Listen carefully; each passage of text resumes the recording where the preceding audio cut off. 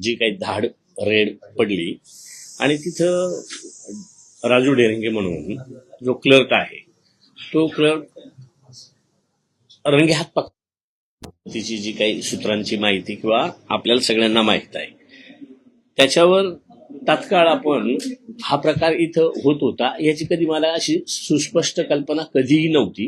कारण तसं ऑफिस आणि माझं कार्यालय हे जवळ जरी असेल तर प्रत्येक क्लर्क किंवा प्रत्येक ओएसडीच्या कार्यालयात किंवा त्याच्या बसायच्या व्यवस्थेत जवळ जाऊन पाहण्याचा काही कधी प्रसंग आला नाही।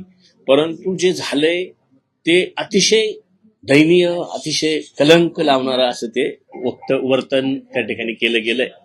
आणि म्हणूनसाठी मी तात्काळ राजू डेरंगे हे आता पोलीस कस्टडीत किंवा कायद्याच्या कचाट्यात सापडलेले आहेत, त्यांची चौकशी सुरू आहे। पण त्याबरोबर मी आपल्या विभागामार्फत एक स्वतंत्र चौकशी नेमून आणि सहआयुक्त दक्षता आणि पोलीस उपायुक्त यांच्यामार्फत एक चौकशी करण्याच्या निर्देशित केलेला आहे। त्या पद्धतीनं त्यांची चौकशी त्या ठिकाणी चालू आहे। त्यानंतर त्याचा गोपनीय अहवाल जो काही असेल तो मला त्या ठिकाणी द्यावा। त्याच्यानंतर जी कार्यवाही आहे ती त्या ठिकाणी केली जाईल। परंतु त्याच्या आधी ते आपल्याकडे उसनवारी तत्वावर होते, अन्न पुरवठा विभागाचे कारकून क्लर्क ते आपल्याकडे होते। आपण तात्काळ त्यांना सामान्य प्रशासन विभागाला एक पत्र देऊन आणि त्यांची प्रतिनियुक्ती तात्काळ रद्द करून त्यांना मूळ आस्थापनेवर त्या ठिकाणी वर्ग करायला सांगितलं आणि त्या पद्धतीनं कार्यवाही सुरू आहे। परंतु आपल्याच विभागामध्ये अशा पद्धतीचे फाईल तुमच्या पुढे आणून तुमच्याकडून सही करून घेण्यासाठी लाच घेतली जाते आहे अशा प्रकारच्या तक्रारी खूप मोठ्या प्रमाणावर आल्या होत्या आणि त्यानंतर हा अँटी करप्शनचा सापळा रचला गेला असं सुद्धा सांगितलं जातंय। तर अशा पद्धतीच्या काही फाईल बळजबरीनं तुमच्या पुढे आणून त्या सह्या केल्या जात होत्या का अधिकाऱ्यांना? नाही, असं तर कधी घडलेलं नाही। कारण त्याची प्रक्रिया जी आहे सुनावणी वगैरे घेणं, त्या प्रक्रियेनंतर जी फाईल सुनावणीनंतर ज्या पद्धतीनं त्याला स्टे देणं किंवा त्याला निलंबनच करणं, काही दिवसासाठी त्याच्याकडून त्या अपूर्णता ज्या असतील तर त्या पूर्तता झाल्यात किंवा नाही त्याची शहानिशा करून त्याला त्या पद्धतीनं रिलीफ देणं, ही प्रक्रिया ही रुटीन मधली प्रक्रिया होती। त्या पद्धतीने होत होतं। कुठंच कधी असं बळजबरीनं बाबा ह्या सह्याच करून द्या किंवा ह्याची पूर्तता आम्ही नंतर करून घेऊ असं कुठलंही नाही। परिपूर्ण पेपर जमा करून घेऊन त्याच त्रुटीची पूर्तता करून त्याचं जाब घेऊनच आपण पुढची कार्यवाही करत होतो। वेगवेगळ्या बातम्या अशा पुढे येत आहेत की हे जे अधिकारी आहेत त्या अधिकाऱ्यांनी त्यांच्या जबाबामध्ये असं सांगितलंय की तुमचे जे ओएसडी आहेत किंवा तुमचे पीएस जे आहेत त्यांना सुद्धा याबाबतची कल्पना होती, अशा वेगवेगळ्या बातम्या पुढे येतात। काय सत्य? बातम्या वेगवेगळ्या येतात, मी त्या ऐकतो, परंतु तसं कुठंच सत्यता नाही। आणि राजू डेरंगे यांनी सुद्धा असं कुठल्याही प्रकारचं सांगितलेलं नाही। त्यांनी स्वतःसाठी मी घेतले अशाच पद्धतीचं त्यांचं वक्तव्य आहे। सुनेत्रा पवार यांची भेट झाली, खरं तर सध्या तुमच्यावर प्रचंड नाराजी व्यक्त केली जाते अशा पद्धतीची माहिती समोर येते। सुनेत्रा पवारांचं तुमचं काय बोलून झालं?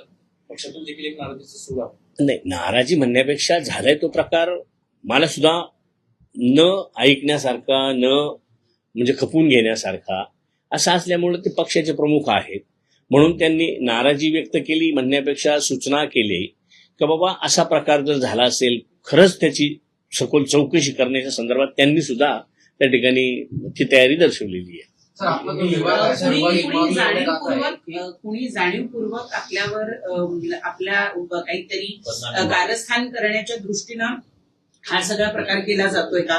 कारण दादांच्या अचानक निघून जाण्यामुळं त्यांच्या अनेक मंत्र्यांवर अशा पद्धतीचा सापळा रचला जातोय किंवा त्यांना अडकवण्याचा प्रयत्न केला अशी सुद्धा राजकीय वर्तुळात चर्चा आहे। पण माझ्या बाबतीत तरी मला एक आत्मविश्वास पक्का आहे की माझं कोणाबरोबरच वैमनस्य, दुश्मनी किंवा कोणी मला माझा स्पर्धक किंवा मी कोणाला तरी स्पर्धक वाटतो अशाही पद्धतीचं कुठलं राजकीय त्या ठिकाणी नाहीये। त्याच्यामुळे माझ्या बाबतीत मला आत्मविश्वास आहे की असं कोणी मुद्दाम होऊन बदनाम करतं असा प्रकार तरी नाही। मधल्या काळात एक चर्चा खूप मोठ्या प्रमाणामध्ये होती की मधल्या काळात एक प्रचंड प्रमाणामध्ये चर्चा होती की कुठेतरी नरहरी झिरवाळ यांचं मंत्रिपद काढायचं आणि जे इच्छुक आहेत त्यांच्याकडे द्यायचं आणि ते इच्छुक यासाठी खूप प्रयत्न करतायत आणि ते इच्छुक पण दबाव आणण्याचा प्रयत्न करतायत पक्षांतर्गत सुद्धा आणि पक्षाच्या बाहेर सुद्धा वरिष्ठ नेत्यांच्या साथी। पण मला तरी वाटतं का मुख्यमंत्री महोदय शेवटी हे अधिकार काढणं, दुसऱ्याला देणं हे मुख्यमंत्री महोदयांच्या कब्जेत असतं किंवा अधिकारात असतं. आणि मुख्यमंत्री महोदयांनी आतापर्यंत माझं कामकाज बघितलंय, त्याच्यावर कुठल्याही प्रकारची त्यांच्या मनात तरी किंतु परंतु असण्याचं कधी जाणवलेलं नाही.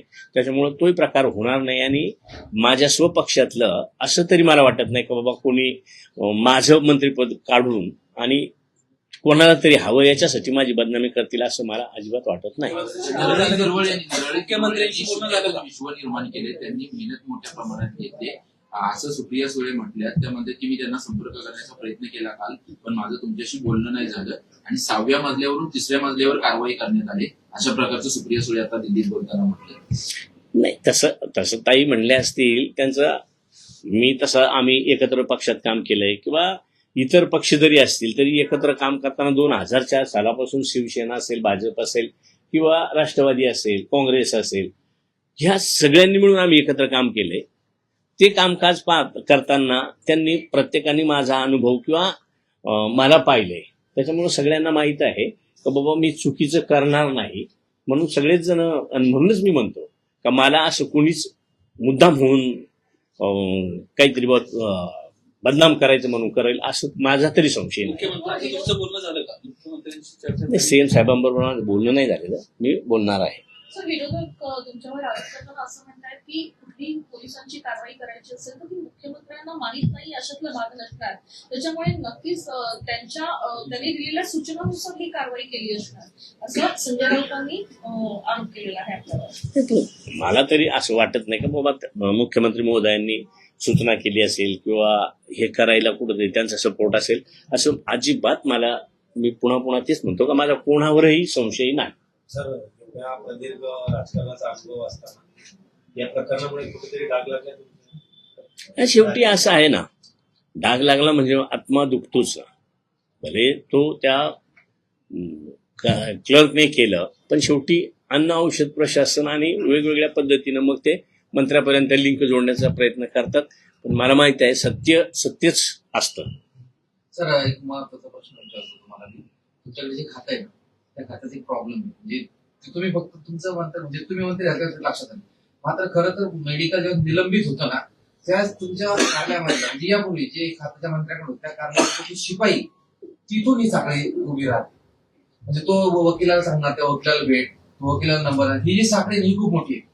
तर तुम्हाला याकडे लक्ष द्यावं, कारण की ज्या पण तुम्हाला टार्गेट जर केलं जात असेल तर तुम्हाला मुळावरच गाव घालावं लागणार.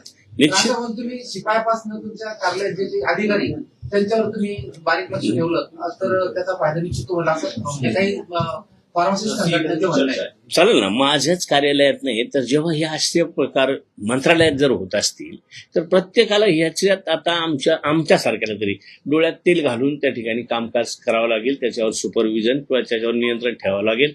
आणि जो दोषी आढळला, त्या जसं राजू डेरिंगे दोषी आढळलेत त्यांना त्याचं भोगावं लागेल.